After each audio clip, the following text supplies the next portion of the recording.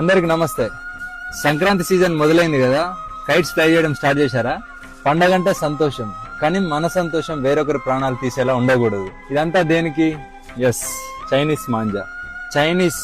Chinese nylon and synthetic fibre coated with glass powder. అంటే దీంట్లో గాజు పొడి వాడతారు. చూడండి, ఇది ఒకసారి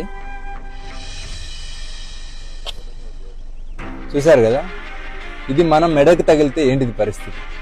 ఇది కేవలం దారం కాదు, షార్ప్ నైఫ్, గాల్లో వేలాడే కత్తి, అదృశ్య కత్తి.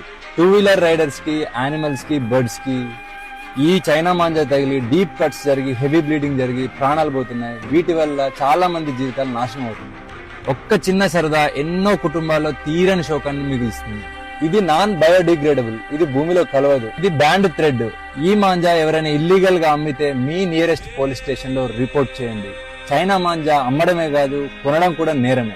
చైనా మాంజా ప్లేస్ లో ఈ కాటన్ మాంజా వాడదాం. మరీ ముఖ్యంగా ట్రాఫిక్ అండ్ పవర్ లైన్స్ లేని దగ్గర ఓపెన్ గ్రౌండ్స్ లో మాత్రమే ఫ్లై చేద్దాం. పిల్లల్ని మాత్రం మీ ప్రెజెన్స్ లోనే కైట్స్ ఫ్లై చేయనివ్వండి. మీ సరదా ఎవ్వరికి శాపం కాకూడదు. For this Sankranti, say no to China manja. Thank you. Jai Hind.